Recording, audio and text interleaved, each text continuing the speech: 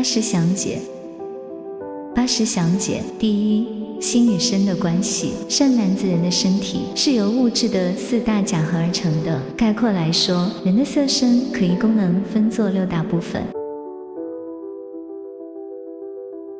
这6根都是由4大种以不同的方式组合而成，本身没有精神生命，待众生死后，物质的器官躯体便会朽坏、散灭转化，再成为新的物体。物质的4大就是这样不断的形成、毁坏，再形成，再毁坏了。善男子能使6根发挥功能的，不是没有精神力的4大组合体，其实是心识的力量。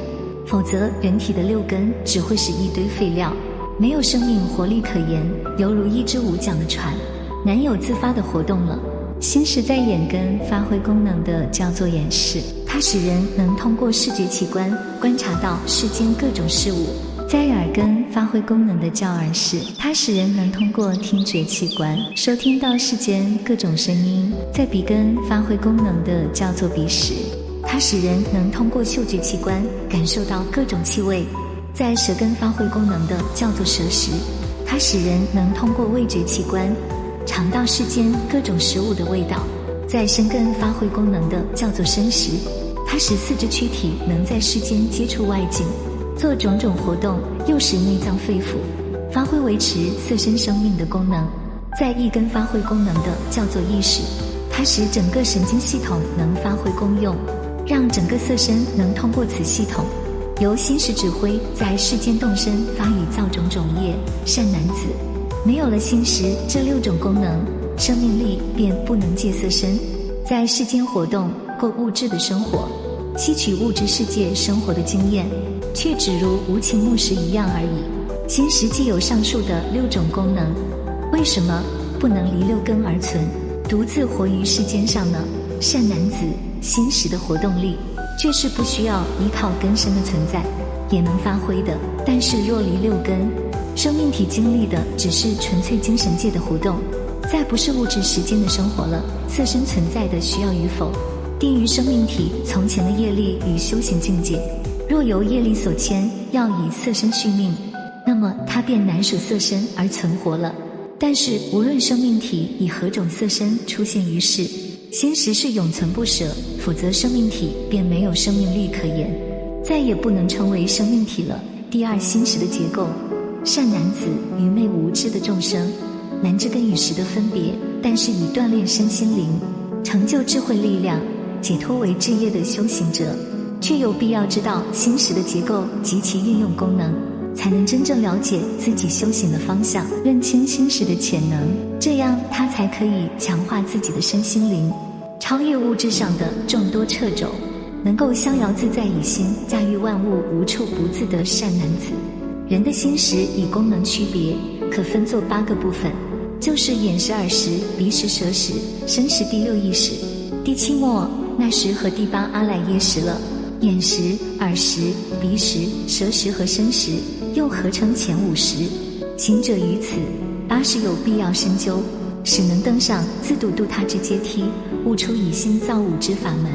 第3，前5识，眼识、耳识、鼻识、舌识、身识。善男子，人于日常的活动里，人若要对外境做认知了别，势必要依赖眼、耳、鼻、舌和身这5根，而使这5根发挥作用的就是前5识了。没有精神力的根身只是物质，必须带心识的调律，才能够使其活动。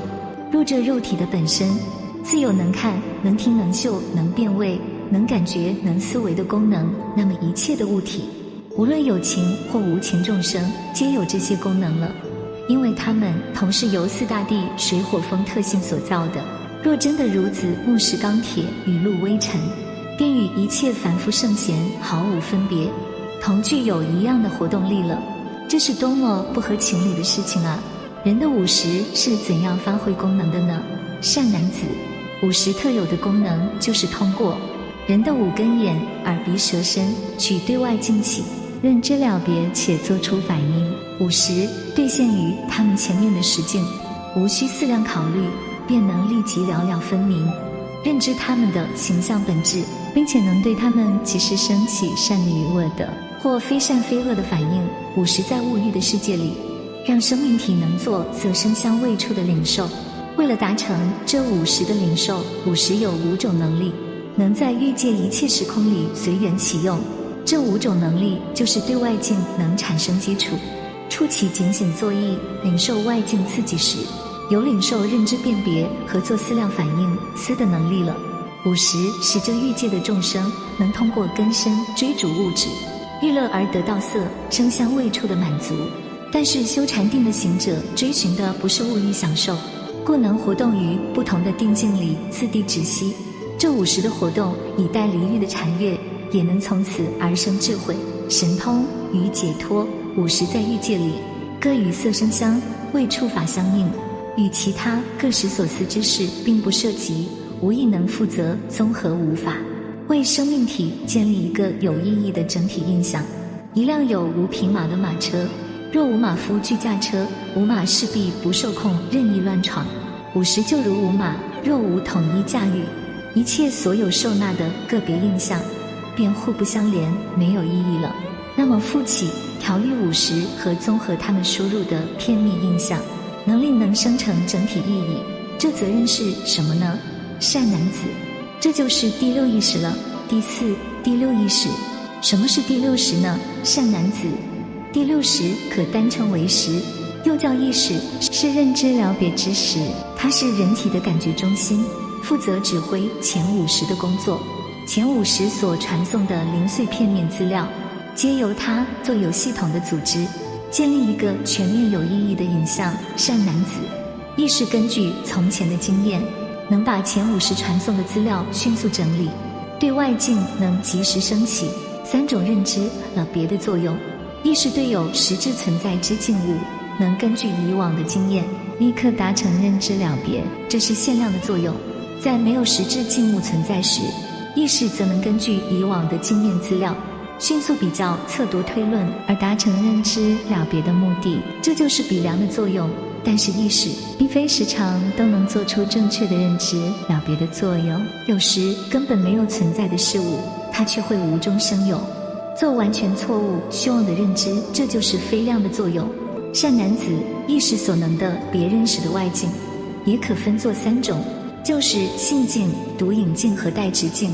实实在在存在的外境，能为意识了别认知的叫做性境，没有实质存在的境幻，也能为意识所了别认知。但是这些叫独影境，外境虽有实质的存在，但意识却不能对它做恰如其分的认知，却把它误作贪恶而不自觉。这些从错误了别认知而得知的外境，叫做待值境。意识以限量、比量和非量，对性境、独影境和待值境这3种外境，能做出了别之后，又能起3种不同的反应。善男子，这3种反应就是善的反应、恶的反应和无记非善非恶的反应了。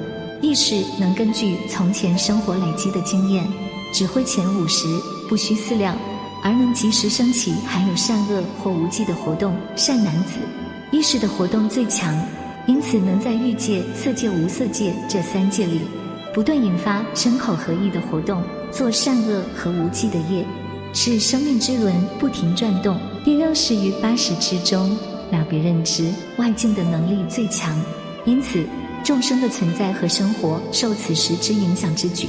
对很多人来说，第6意识的活动几乎等于他们整个生命的活动了。为什么第6意识的作用那么强，对人的影响那么大呢？善男子，这都是因为第6意识具备了心识的全部51个心所有法的缘故。